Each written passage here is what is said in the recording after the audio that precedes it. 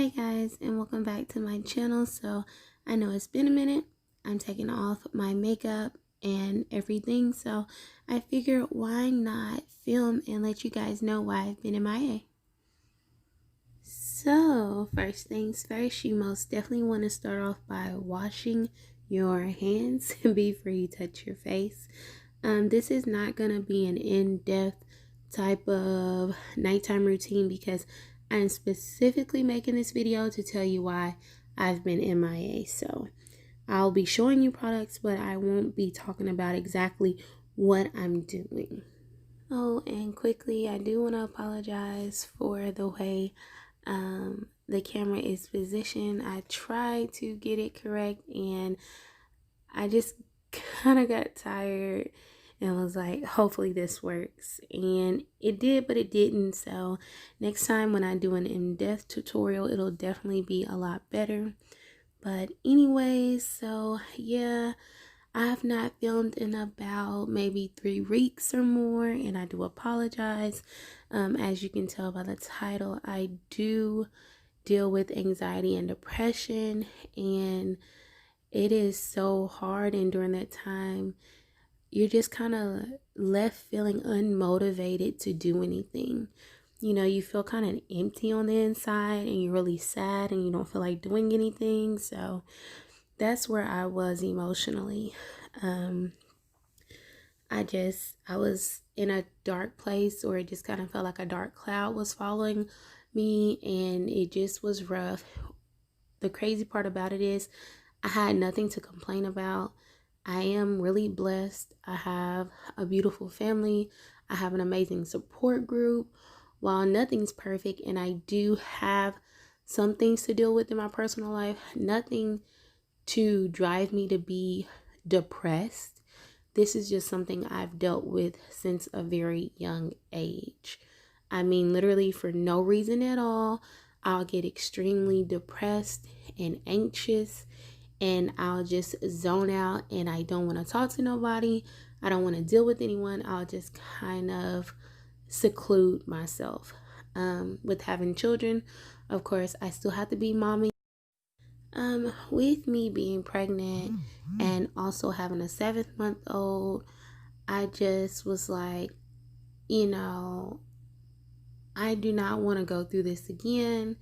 Let me go ahead and speak to my doctors and try medication again. I tried it before and it just made me sleepy all the time, so I opted out not to take it. I'm not against taking medication, it just didn't do anything for me. But I did try it again and it did help. It took away the sadness, but it left me feeling extremely empty, like a shell. Like I felt like almost a robot moving around throughout my day, and I didn't like it, so I stopped taking it and I just continued praying. I've been praying the whole time, but I also wanted to take medicine. Of course, I've been reading my Bible, and nothing just seemed to work. And it's so crazy because I know that God is faithful. I know that when you read the Bible, it's living. So when you read it, it's able to heal you. But it just was not working. And I just kind of cried out to God, like, what is going on? Jesus, why am I going through this? So eventually I got to where I'm just like, you know what? I don't know why I'm dealing with this, but, God, I surrender.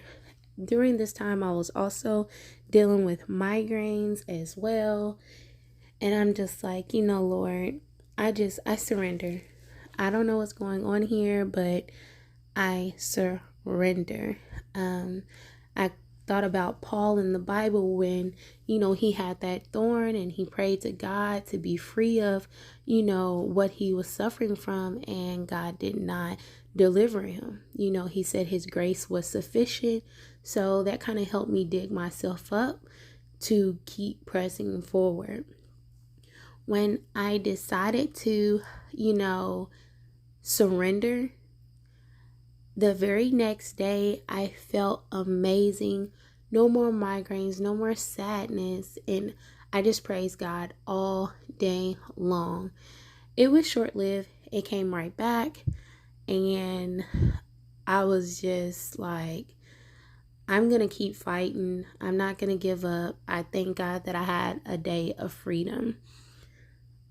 You know, God speaks to you and lets you know what's going on. And He did for me. He let me know why I was dealing with what I was dealing with. And it had a lot to do with what I was manifesting, what I was speaking out of my mouth, the things that I was constantly thinking about was what was pivoting my emotions to spiral in a downward way. So, with understanding that, I began to understand that when you deal with anxiety and depression, though it is or can be chemical, it's always going to be a spiritual battle. The enemy is attacking you because he can see in the spirit who you are and your effectiveness if you are to get in line with God, and if your thoughts are to align with God and what you say out of your mouth aligns with God, and He doesn't want that. So God was letting me know that. So I began to read books to help me think more positively and to manifest things over my life, more positive things over my life. And it really did help. It really did help. So, you have to look on the inside. I kept saying, everything's perfect. Why am I feeling like this?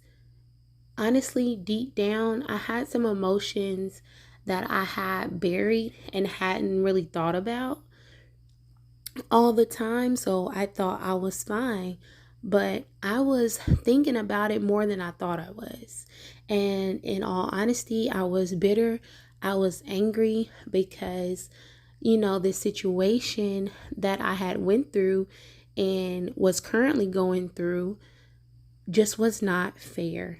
It really wasn't fair, and it really upset me. And I kept, telling myself I didn't care. I honestly thought I didn't care, but I did care. I just buried it and began to get bitter and was replaying this hurt over and over and over again.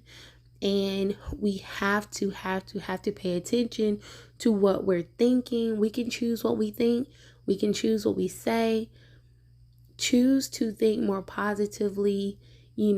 Forgiveness is not for the other person. It is truly for you, because while you're upset about how unfair a situation may be, they're living their life not thinking about how they've hurt you. And even if you hurt someone else, you got to forgive yourself. You got to forgive that person, and you have to move forward. And the enemy is going to constantly bring it back up to you, but you have to replace it with what God says about you. You have to replace it with something positive. Think on the things that you are blessed to have. Begin to speak greatness. I am blessed and highly favored. I am a child of the Most High God. I am royalty. I am creative. I am successful. I am fruitful. Whatever it is that you want your life to be, you have to speak it into existence, because when you speak on the negative things that you're going through, it just produces more negativity and it'll cause you to spiral. And that's what I was going through. I was spiraling because I was focusing on the negative things instead of focusing on all the things that I had in my life that I was blessed to have. So yeah, that's pretty much what was going on. I was super depressed. And, not to say that, because you learn to manifest and you learn to think positive, that the enemy's not going to come back. He's relentless. He's going to come back. You just got to keep fighting. You have to keep fighting. You have to keep going, because if he comes back and you lay down and you give up, you just made it easier on him. Honestly, when we make the decision, or I won't say when we make a decision, when we are thinking on giving up, what does it really truly do for us? It doesn't make us feel any better.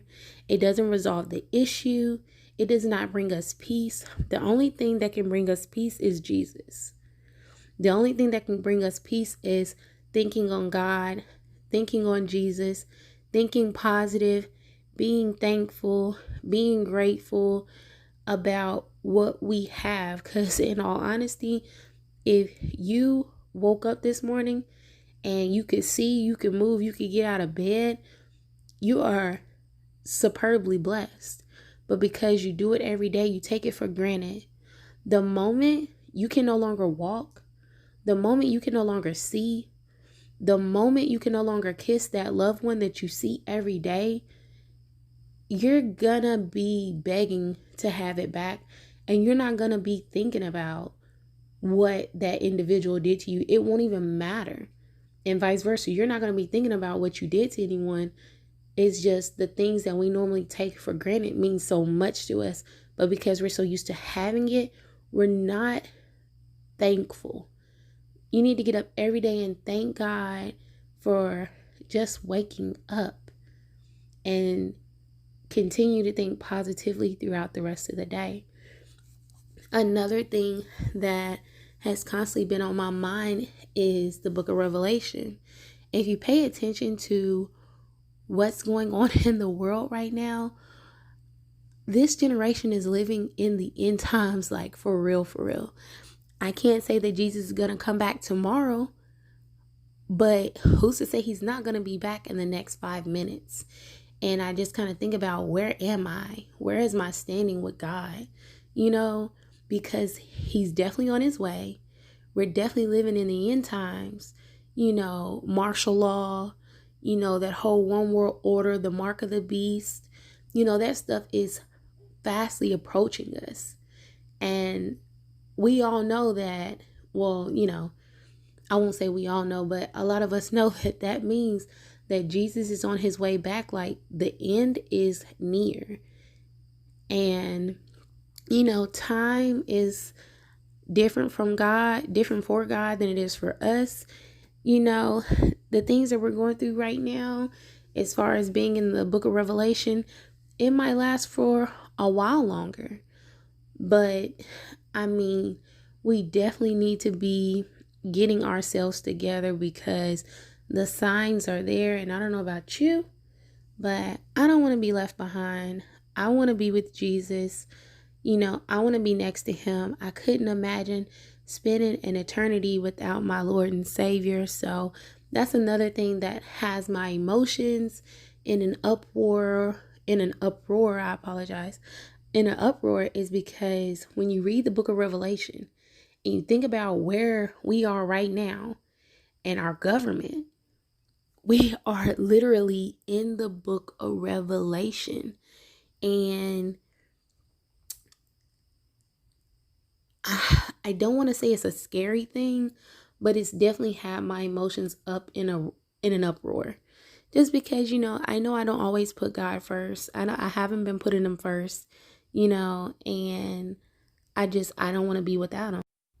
Thank you so much for watching. See you guys in the next one.